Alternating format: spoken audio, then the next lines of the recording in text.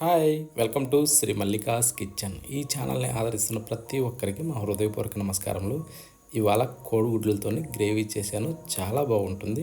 ప్రతి ఒక్కరు కూడా మిస్ కాకుండా అందరూ చూడండి. ఇది సూపర్గా మంచి టేస్టీగా ఉంటుంది. థిక్ గ్రేవీతో ఎగ్ కర్రీ తింటుంటే సూపర్గా ఉంటుంది. ఇది ఎలా చేశానో ఎలా చేయాలో ఒకసారి కిచెన్లోకి వెళ్ళి చూద్దాం.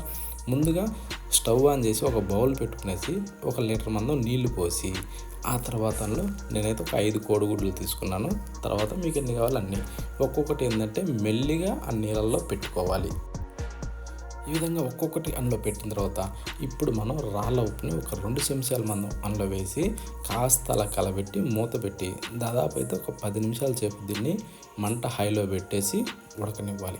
ఈ టైప్లో ఉడికిన తర్వాత మనకు ఒక్కటే గుర్తు, ఈ కోడిగుడ్లు అన్నది ఈ టైప్లో ఉడికినప్పుడు ఈ విధంగా క్రాక్ వస్తుంది. క్రాకులు వచ్చినాయంటే కోడిగుడ్లు ఉడికిపోయినాయని అర్థం అన్నట్టు. అది సింపుల్గా మనం కనుక్కోగలిగే విధానం.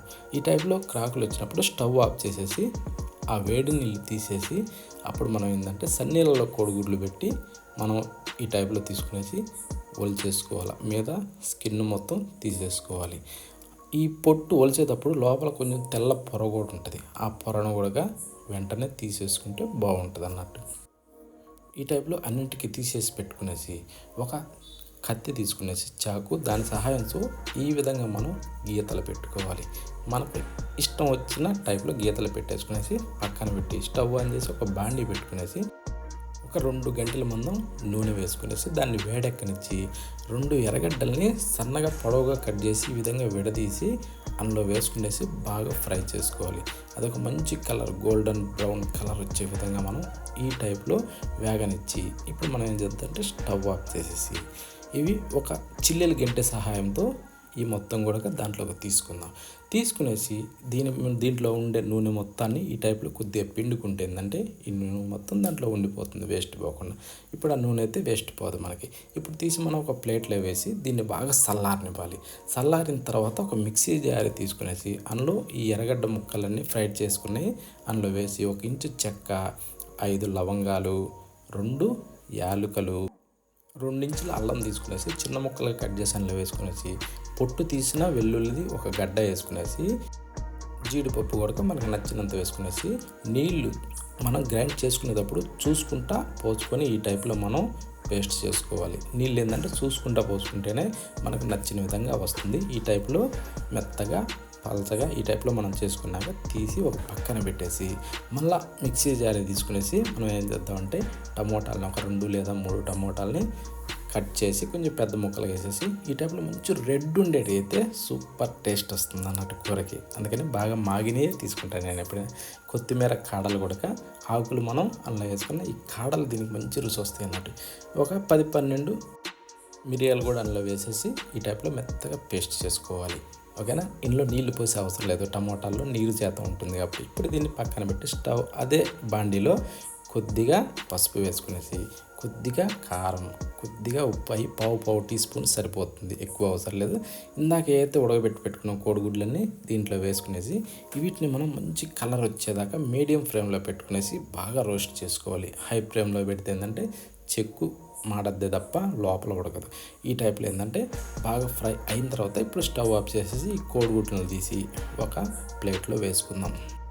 ఈ విధంగా చేసుకుంటే ఏంటంటే మనకి కూర సూపర్ టేస్ట్ వస్తుంది. ఇప్పుడు అదే బాండీలో ఒక 2 బిర్యానీ ఆకులు తుంచి వేసుకునేసి 1 స్పూన్ జీలకర్ర, 2 పచ్చిమిరపకాయలు మధ్యలోకి విరిసి అందులో వేసుకోండి. వేసుకున్నాక కరివేపాకు మంచి స్మెల్ వచ్చేదాన్ని వేసుకుంటే సూపర్ ఉంటుంది. ముందుగా గ్రైండ్ చేసి పెట్టుకున్న ఆనియన్ పేస్ట్ని అందులో వేసి బాగా కలుపుతూ ఉడకనివ్వాలి. ఇది లో ఫ్లేమ్లో పెట్టుకునేసి బాగా కలుపుతూ బాగా మరిగేదాకా ఉడికితే కూరగా టేస్ట్ వస్తుంది.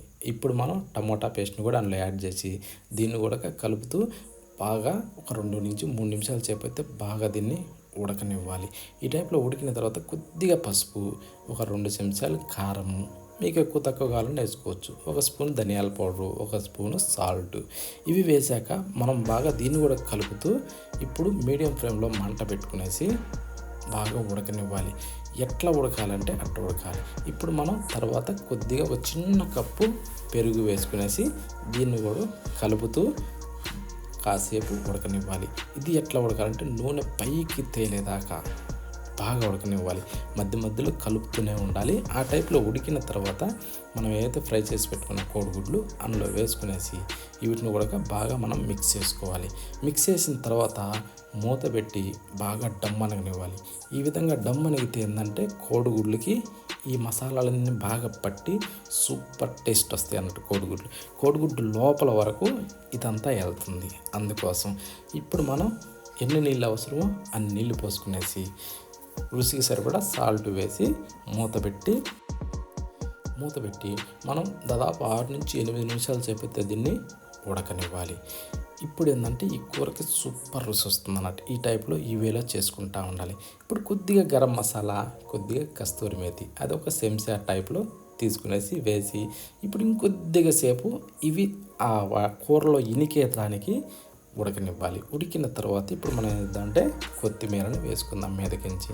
అది కూడా మంచి నిగనిగలాంటిది ఫ్రెష్ వేసుకుంటే ఏంటంటే సూపర్ ఉంటుంది. అది కావాలన్న వాళ్ళు వేసుకోవచ్చు, వద్దన్న వాళ్ళు తీసేసుకోవచ్చు, ఇబ్బంది లేదు.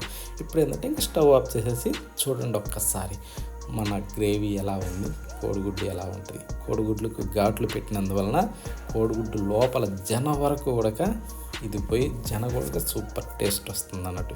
అంత బాగుంటుంది. ప్రతి ఒక్కరు కూడా మిస్ కాకుండా అందరూ ట్రై చేయండి. కొత్త వాళ్ళకు కూడా ఈ టైప్లో చేసుకుంటే చాలా ఈజీగా ఉంటుంది. ఓకేనా? ప్రతి ఒక్కరు ట్రై చేయండి. మళ్ళీ కలుద్దామా?